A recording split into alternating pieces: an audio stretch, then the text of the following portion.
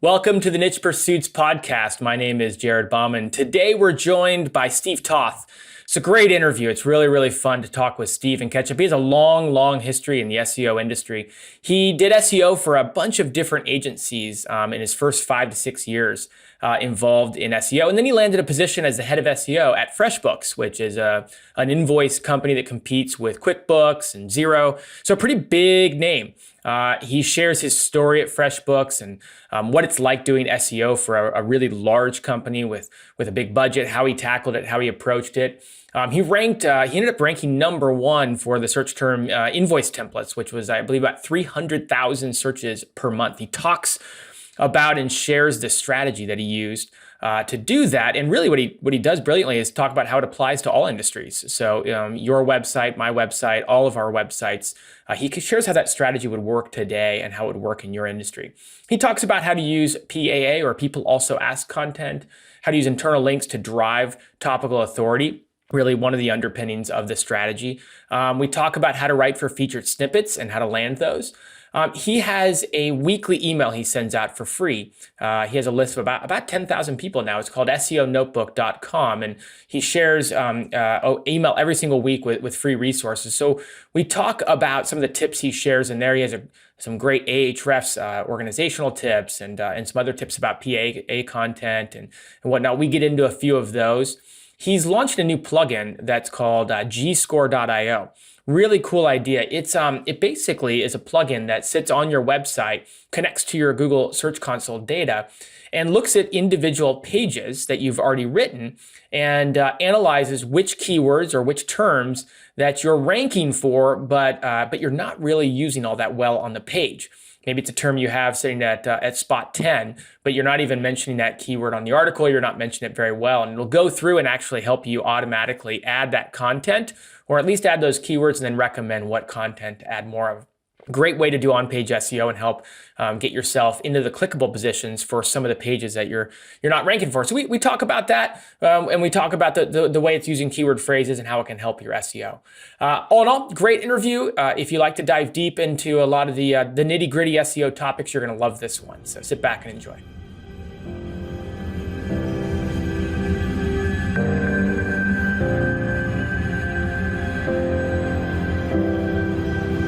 Hello and welcome back to the Niche Pursuits podcast. Today we are joined by Steve Toth. Steve, welcome. Thanks so much for having me, Jared. Yeah. Good to have you here. I'm excited for what we have in store. You run a weekly newsletter, and maybe you can tell us a little bit more about it, but it's the SEO Notebook. I'd love to get your background, but first tell us a little bit more about this weekly newsletter that you have, and then we'll dive in and hear more about your background, where you came from in SEO and how you got started. Yeah, for sure. So I guess you could call it a newsletter, but it's not a recap of the weekly news.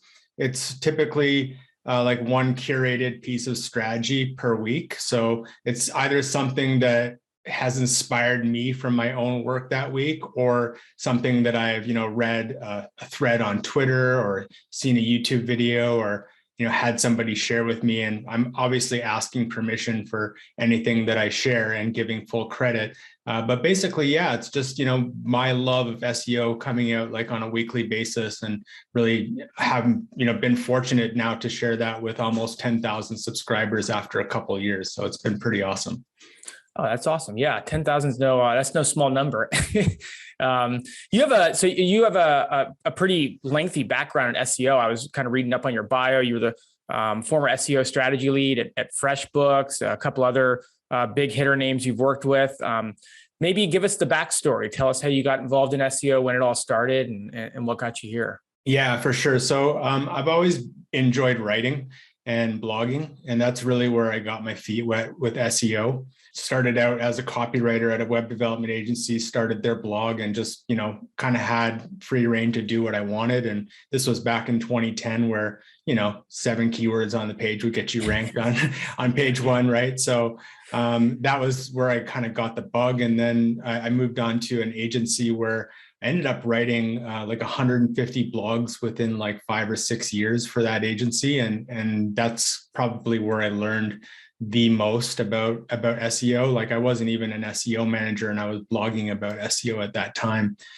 So that's kind of, one of the big things that kind of really sparked my interest and allowed me to test different things and just kind of go nuts on the company blog. I probably worked, I would say well over 50% of my job was like, it wasn't supposed to be, but it was working on the company's website versus working on clients. On clients. I've just had a lot of fun with that company called TechWise with a Y. And then, just kind of continued and eventually got a really great gig at Freshbooks, which is an accounting software company, competing with QuickBooks and Xero. And it was just an amazing opportunity. Got the chance to wield a pretty good SEO budget and just kind of got a sense of, what that whole world is like, that corporate world of the companies that are really investing in SEO. And it was just a great learning experience. And we ended up ranking number one for a 300,000 search keyword for almost 2 years. And that keyword was invoice template. So you can imagine how relevant that would be to a company like FreshBooks. So you talked about working at an agency for, you said 5 to 6 years before you ended up at FreshBooks? Yeah, a couple agencies within about 7 years, but the one was a larger run. And as someone who did SEO at an agency, I guess, what are some of the daily types of things that you would work on with an agency SEO? And the reason I ask is I think, some people who are looking to get involved in their own websites, but have a day job, I hear this question a lot. Should I go work as an SEO person at an agency? What kind of stuff were you doing? And maybe lean into that question a bit and maybe offer some advice to those people. Yeah, for sure. So I found that to be a really great environment for me to learn initially. And, that's going to depend on who else is working at that agency. And it's not just like you step into an agency and you start to learn a bunch of stuff.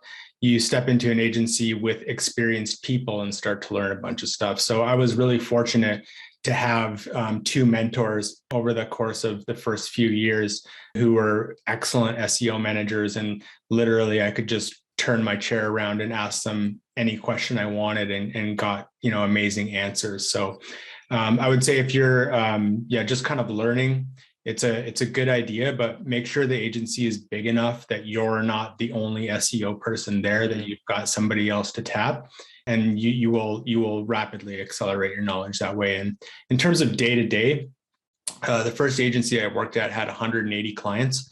And I ended up being the SEO director there. So it was literally just like putting out fires all day, because between 180 clients, you've always got 10 to 20 who are critical.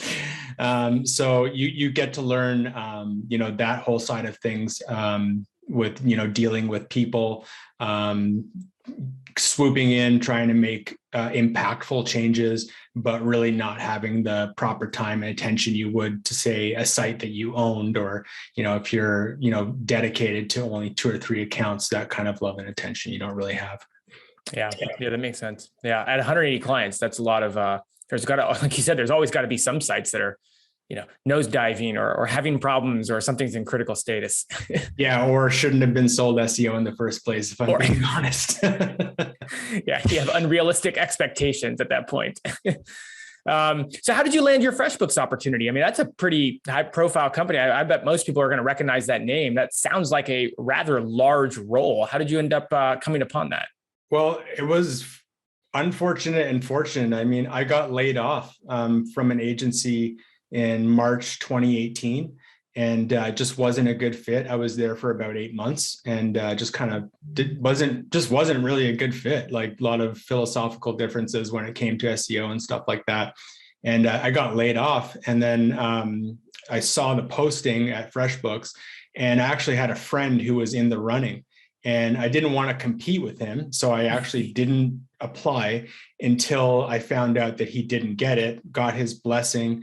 4 or 5 interviews later, had the chance to pitch to eventually the VP of marketing, and then a final interview with the founders. And it took about a month to get that job, but landed it successfully. And then, had a lot of great experiences. And eventually, once we were able to revamp a bunch of pages, and we shipped like 800 pages in 2019. After all that stuff was live for a while, we had a lot of success.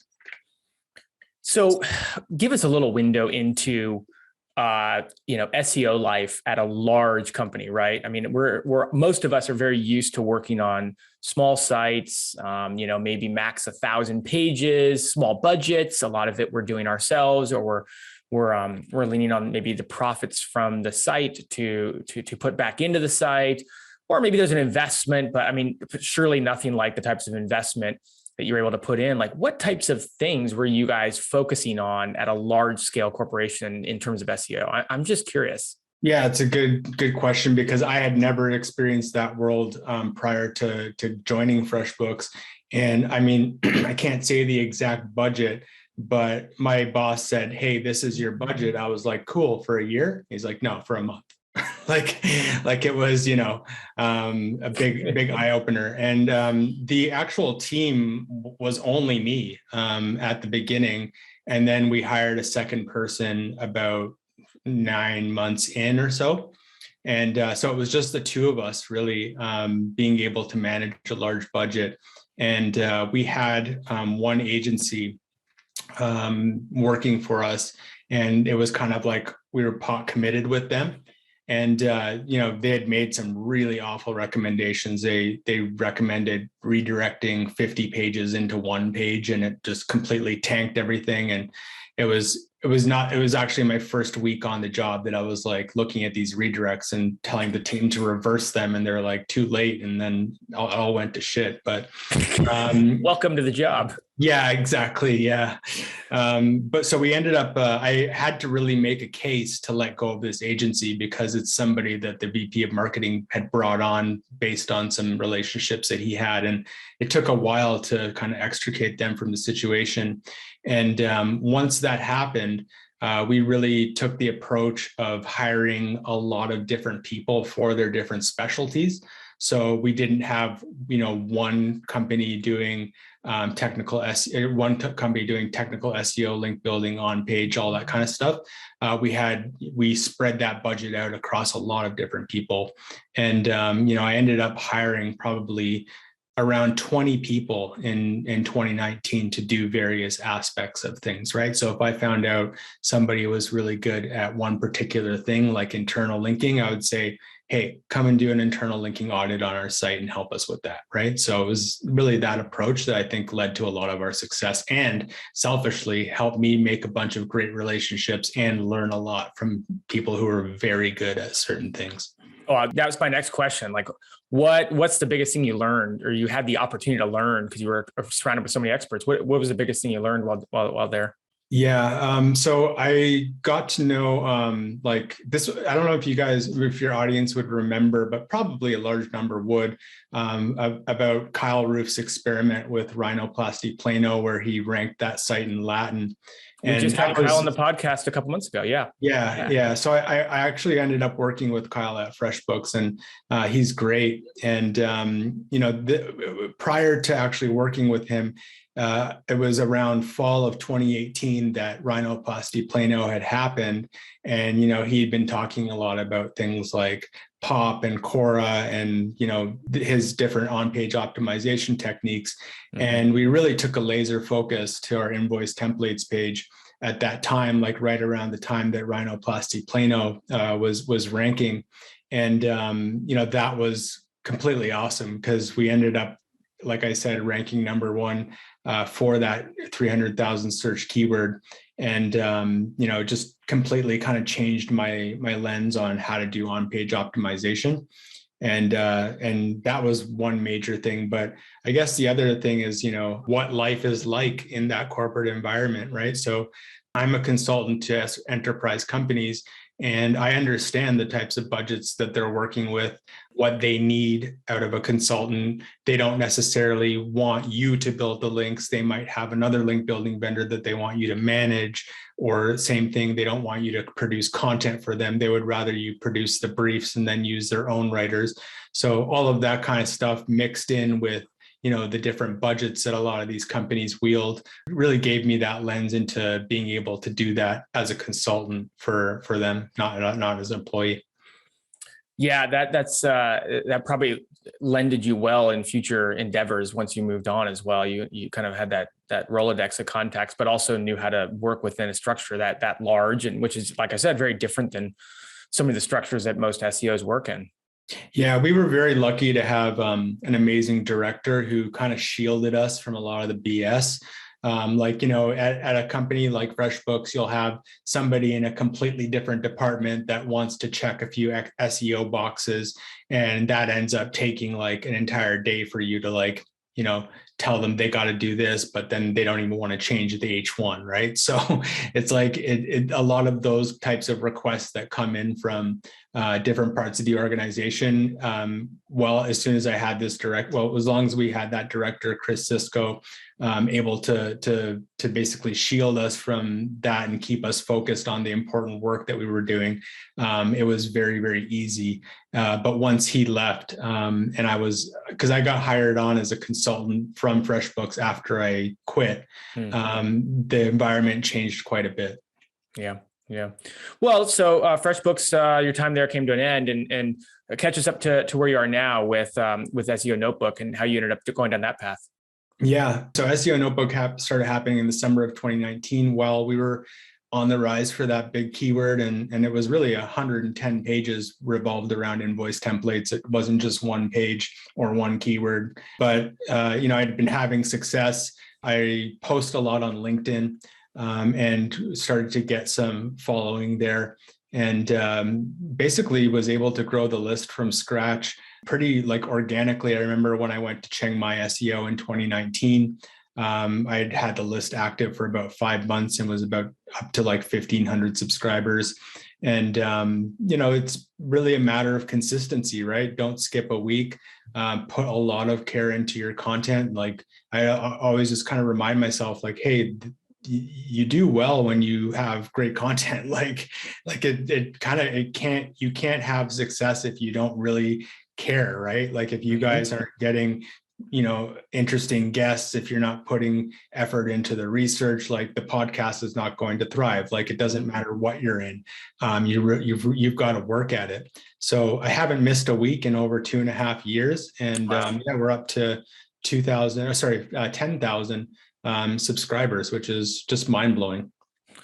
I was looking over some of the topics that you cover there before we did the interview, and they're not just, like you said, it's not your generic newsletter or, hey, Google launched an update this week. Yeah, I don't talk about Google updates in my email. Exactly. Not that's bad, but that would be more newsletter. Here's the news. I'm seeing stuff you talk about a DIY Ahrefs bookmarklet generator. You talk about a new approach for finding zero search volume keywords. I mean, these are some pretty heavy tactics that you're going into. What would you say is the general goal, or maybe give us an overview of what you would learn on this weekly email that you get? For sure. So I try to keep it simple and actionable. I don't want to have to create a large tutorial about using the NLP API with Python and here's the million things that you have to do to make that happen. That's not what SEO Notebook is. It's so it can honestly, my notes can be as short as 300 or even 200 words. They're just gives you an idea on something that you can execute, right? Even shorter than that in some cases.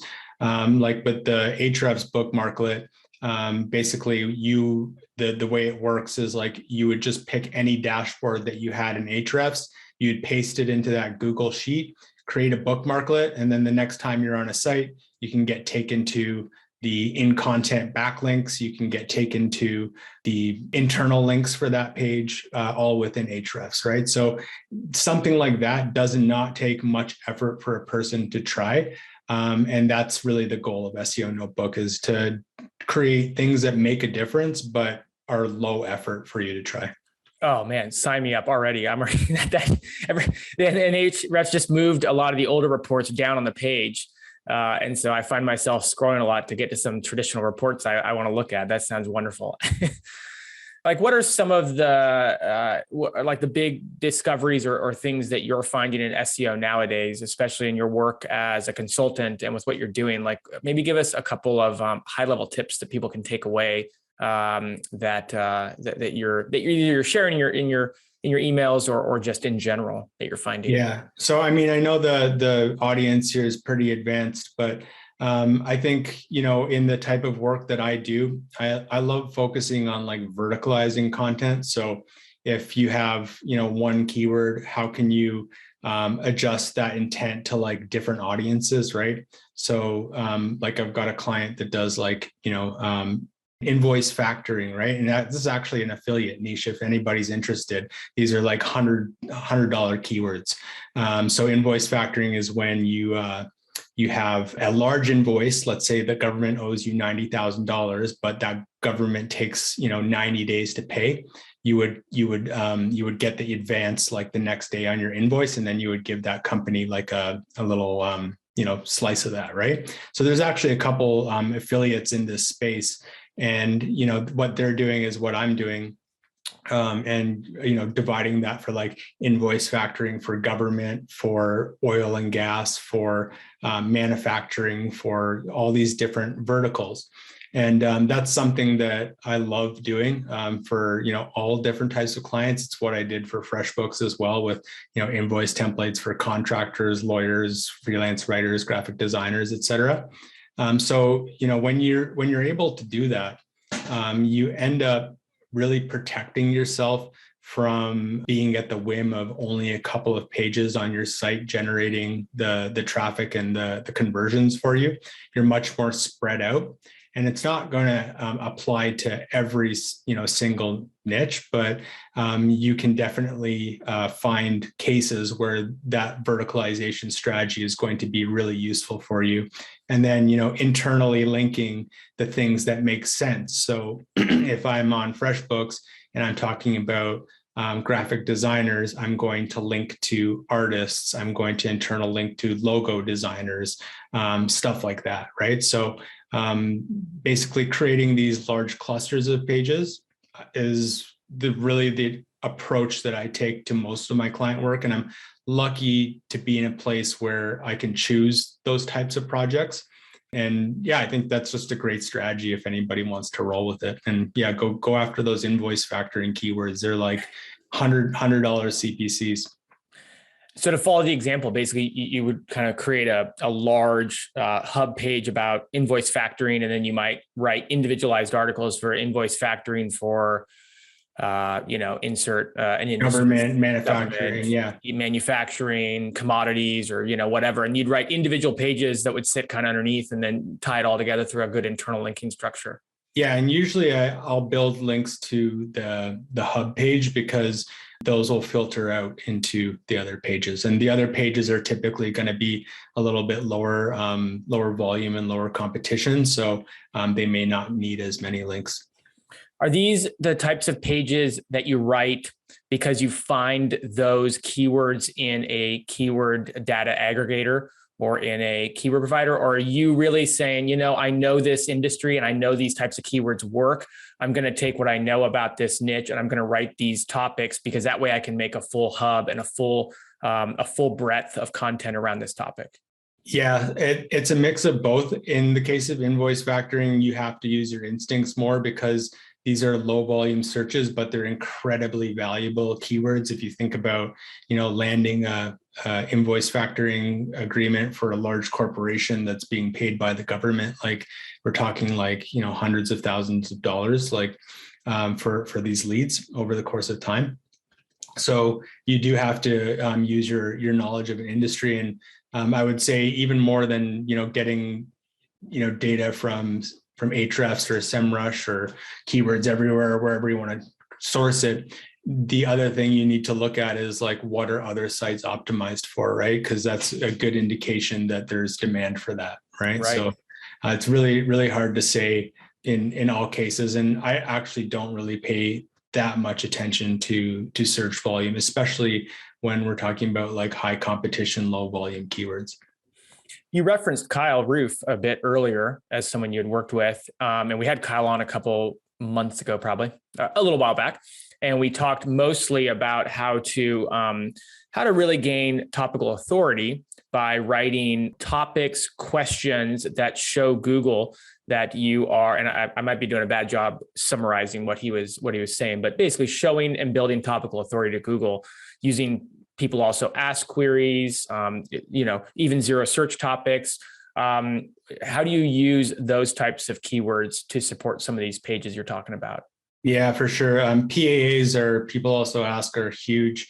When I was at FreshBooks, my boss came to me and said, I need 1,000 articles. And then he just walked away. And I said, like, okay, like, thanks for the brief, right?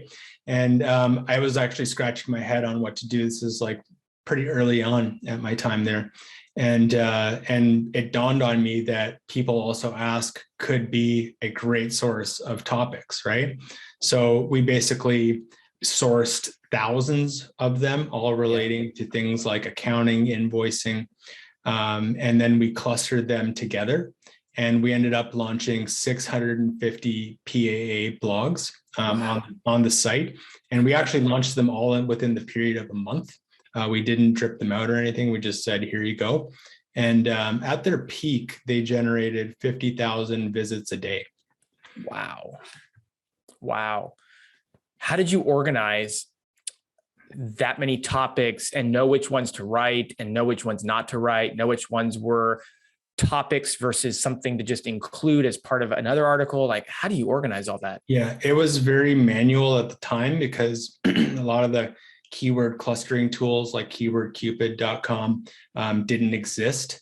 If I was doing it today, I would just take all of those PAAs and put them into Keyword Cupid and just let that algorithm do the work. But back then, it was a lot of Excel wrangling. We took search volume for a lot of them, and we basically made the highest search volume keyword the H1, and then took the related words that like the related headings and made those H2s. And there was no individual word briefs. Everything was on just a master Google Doc. So you'd have like in column 1, you'd have the H1, column 2, 3, 4, you'd have the different H2s. And in terms of the writers, we hired 5 writers to come into the building for 3 months. And I spent about a week and a half, 2 weeks training them.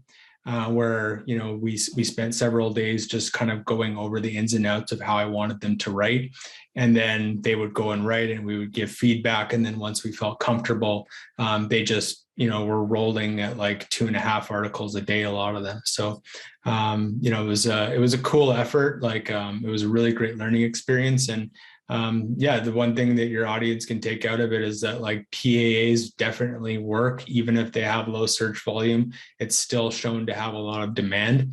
And you can also release hundreds of pages at once and they'll do just fine. How long were these articles? Like, do you have a recommendation? 1,200 words. Yeah. We just kind of picked 1,200. Good. Okay. PAAs tend to attract featured snippets a lot. Is that something that you would put focus on as well in the way that you wrote them, or are you not really a featured snippet fan? No, I mean, I am a featured snippet fan. A lot of people say, well, they don't want the featured snippet. I've never once seen where the featured snippet doesn't have the highest CTR.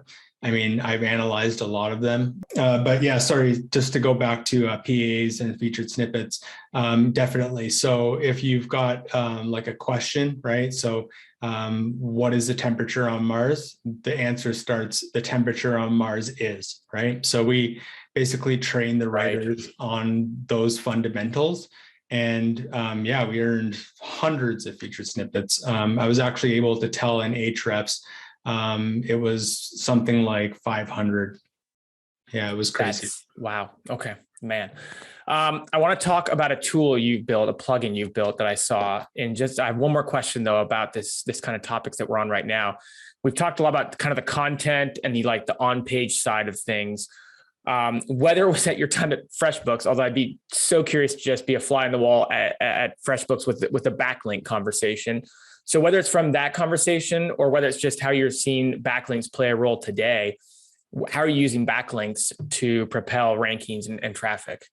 Yeah, obviously still using backlinks heavily, at least in my practice. Like I mentioned with the hub and spoke cluster, definitely building them to the hub page, but also doing a couple of different things. So one of my clients is in the crypto space, is very, very competitive, and it's a new site. And we started out with basically only like homepage links. So like Haro, and we actually did an image link building strategy where we created our own. This is actually from Stacey McNaught at mcnaughtdigital.co.uk. We worked with her, and we basically created our own library of stock images. And then these different sites would use them. So for example, it was like, buying a house with crypto or crypto legislation. So we'd have like Bitcoin, a country, and a gavel in the image. And then, people would use that image, and then we'd go hunt them down and get them to link to our homepage. So that actually worked really, really well. And, just with a new site, wanting to build that homepage authority is the direction that we took. And just in a very, very competitive space. But now that we've got a few pages, ranking for the different wallets for the major cryptos, a couple of the lower volume ones did really well. But, getting on page one for like Ethereum wallet or something like that is going to be a lot tougher. So we're starting to build links directly to those pages. Good. Wow. Yeah, that is one of the most competitive niches you can be in. Yeah, for sure. Yeah. Let's talk about your plugin you're building. It's GScore.io, and it's using, I'm just reading here, it's using Google Search Console data to optimize existing content. And it uses an on-page optimization technique you've had a lot of success with in the past. Maybe tell us a bit more about that technique and what the plugin does. Yeah, for sure. So, going back a couple of years now, using the Search Console data for keywords that are, within striking distance, let's say, page bottom of page one, page two, and incorporating those keywords, especially into headings, is a great way to rank them. And, I was doing this very, very manually. So we'd look at, an important page, go to GSC, export all the keywords for the page, filter the keywords for those like, position 7 to 20 keywords. We would check to see which ones we have included, especially in headings, and which ones we haven't. But, trying to scale that is extremely difficult, and you can really only do that type of strategy when you have the manpower to execute it. My thought for GScore was, why not have a WordPress plugin where you could go directly into a page and very quickly make edits based on the Search Console data. So GScore connects to the GSC API and pulls in the keywords for the post that you're on in WordPress, and lets you basically select out of all those ranking keywords which ones to add to the page. And it also checks the page to see which ones are included already and which ones aren't. So it's those ones that are not, that are going to be valuable for you to add to your list and then incorporate. So that's the basic idea. I've wanted to get into the SEO tool space for a long time, but I am wary of like a lot of the speculation that, that some of the tools do. And I really wanted something that was, tough to argue with, right? Tough to argue that it's not a good strategy. So that's really where the idea was born, and then, through to execution. It's right now, it's in the hands of some testers, and looking to launch in early Q1 of 2022. Wow, congratulations. That's awesome. It sounds a bit in its simplicity. It sounds a bit like Spencer's plugin, Link Whisper, who is a founder of Niche Pursuits, and his is an internal linking plugin, but it's just looking through articles to find which keywords make sense to add internal links towards the article you just published. And this sounds like it's somewhat similar in terms of just, hey, you're sitting on page 2 for this keyword on this page. Why don't you add it in as a header? You haven't even used the keyword yet. Yeah, exactly. So it's just hard to argue with it. And my whole thing about like my entire approach to SEO is like do all the easy things like first. Do the figure out what is on the high like low effort, high impact things.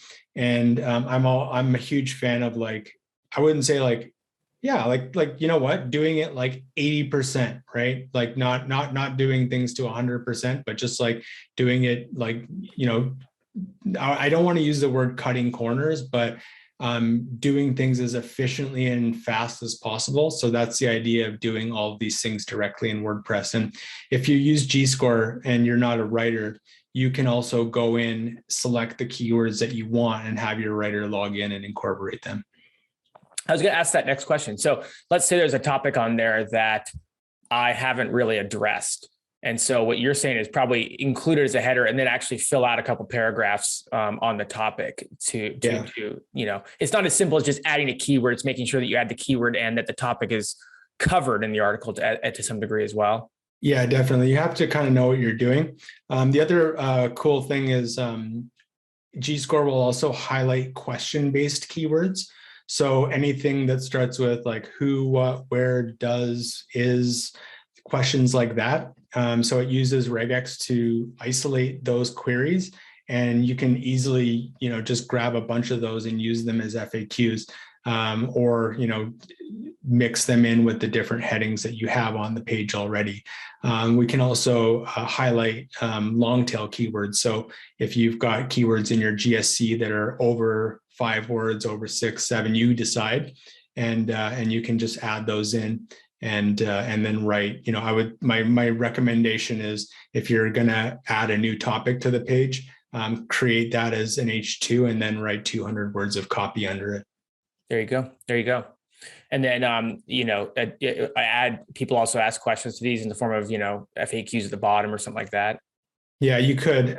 This will just highlight, it's not going to scrape the SERPs for PAAs, but it will highlight any questions that are driving impressions to your page. Right. So it's the things you're already ranking for in essence, in some way, shape, or form. Yeah, exactly. I think I understand, but I'm asking so we can kind of dive in a little deeper and clarify. Like a lot of people are using software tools that are more keyword density focused, like a pop, like a surfer, these kinds of things. I mean, obviously those types of tools are more focused on density and analyzing the SERPs and what is currently ranking and how many times the keywords are being used, how long the content is, that sort of stuff. This isn't really looking at any other competitors. This is just looking at your GSC data and trying to maximize what you already have and you're ranking for and making sure that you're identifying gaps and then filling in those gaps. Yeah. Is that right? Did I get that right? Or maybe exactly more detail? Yeah, no, that's exactly what it is. So one of like my, going back to that philosophy of like doing things 80%, not going like to the 9s on every piece of content, which is just not practical.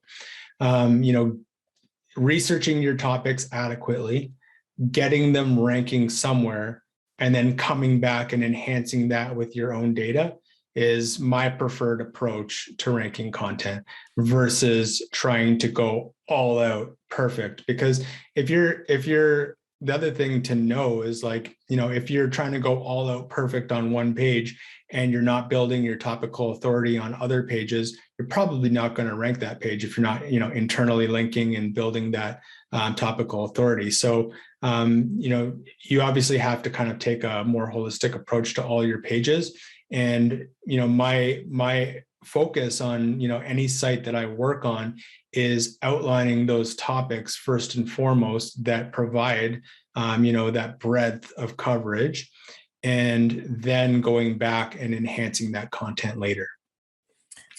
A theme, I guess I'm noticing as I, especially in the last couple of months, but hosting this podcast and getting to have experts on week in, week out, is that there's a consistent theme of really, really in-depth research and not just going out and finding a bunch of keywords and then independently writing good keywords, right? Like, oh, that's got a good search volume. It's got a low difficulty. I see a gap and I write it, but approaching research from the standpoint of more holistically covering the topic, breaking the topics up into natural article breakpoints, and then at that point, letting the research really be the driver of the rankings rather than just trying to cherry pick really good opportunistic keywords. It's just a theme I keep hearing. Yeah, I 100% agree with it. I mean, if you're Google, like, do you really want to rank 10 pages that all say the same thing, right? You want to provide the searcher with a good experience where they're learning things with each click. Google doesn't want to just give you the exact same thing. So if you have that in mind and you're producing content, then you want to, it's called information gain score, right? So Bill Slasky wrote about this in his patent coverage. And you basically want to teach the search engine something new about your topic, right? So yeah, I mean, using Phrase or Surfer or ClearScope or whatever and covering the major topics for your keyword, definitely a good idea. But what other unique value can you add to your content so that you're not just one of 10 articles that say the same thing? Because I guarantee you that is something that Google wants to fight against. Yeah, it makes sense. Yeah, and then certainly, like if every page has attention from a Phrase, a Surf, or a Pop, one of these, then they all start to blend and look about the same at the end of the day. Yeah. 100%. So I actually covered some different techniques for information gain score on SEO Notebook. And one of the techniques that I covered this was my own strategy, is to take your keyword and then search file type PDF, file type doc, file type Word. And you end up getting like really great kind of in-depth articles and papers and stuff like that people are not encountering in their regular research. So you can basically take the information that's in there, put it on your blog, and 9 times out of 10 nobody else is going to be talking about that, yet it's going to be highly relevant to your topic. Yeah, when someone makes a PDF, it's usually pretty serious stuff. Yeah, exactly, right? Yeah, there's something about it that makes it into a PDF. That's a very good strategy.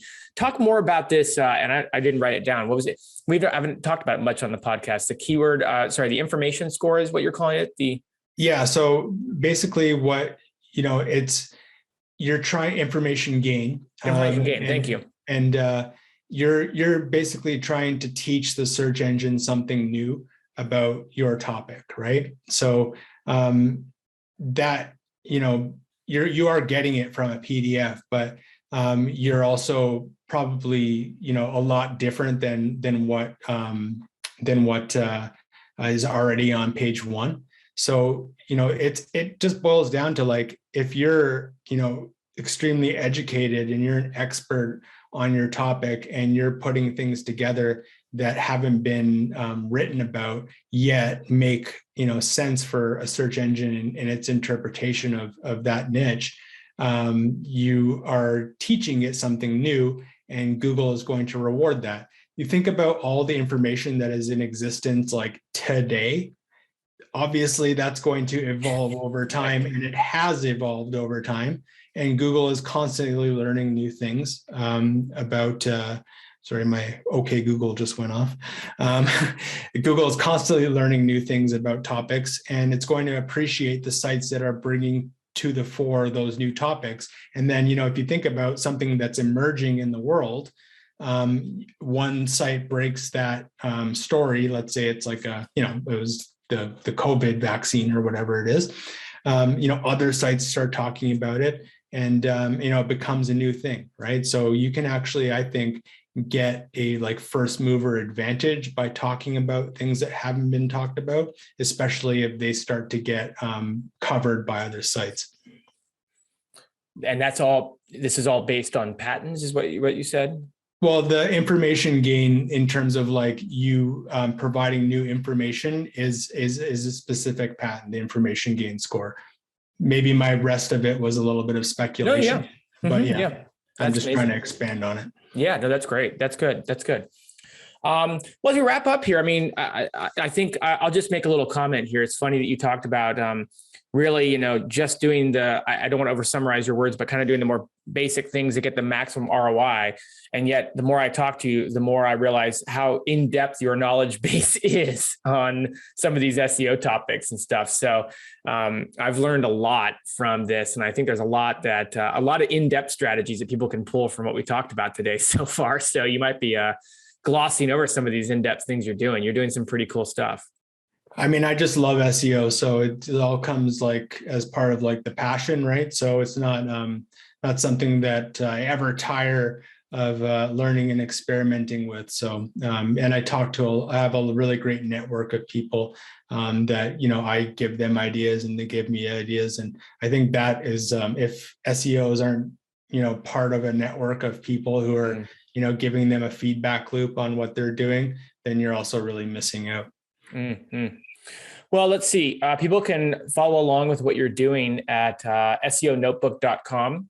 And that's where people can sign up to get your weekly email. Is that right? Yep. Cool. And then GScore.io is that's your Google Search Console plugin. And you said that's coming out because people do listen to this down the road. That's coming out, you said, in 2022, right?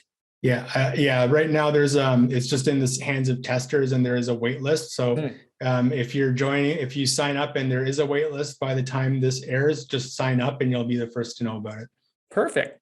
Anything that we covered a lot, but any topics we didn't cover that you think are really valuable that I didn't ask you about?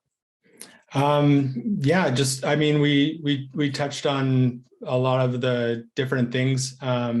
The internal linking on the hub pages is something that I would say, you can use a plugin like Link Whisper to get, the relevant pages, but you can also do it just based on your own like intuition and like that planning stage, right? So this is like when I work on a site, like I spend a lot of time creating a master, G sheet with all of the internal links and everything, like planned all the metadata, FAQ schema, everything.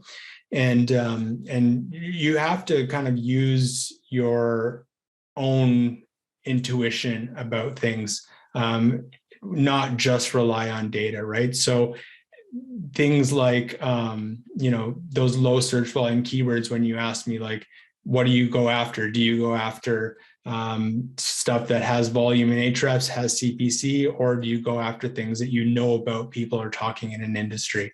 So I would just say, the one thing that I would like to kind of touch on and also just, address is like, don't just rely on tools. Use your brain when you're planning these things out, because your brain is going to be infinitely more powerful than any SEO tool and is going to be able to draw more conclusions than any other SEO tool. So, and at the same time, don't leave those types of decision making up to people who don't know what they're doing. That's some of the most, planning a website out, planning which pages you're going to launch first and what your content roadmap is going to be. Those are some of the most important decisions you're going to make. And if you're capable of making them, I would say keep that for yourself and don't try and delegate that. Mm-hmm.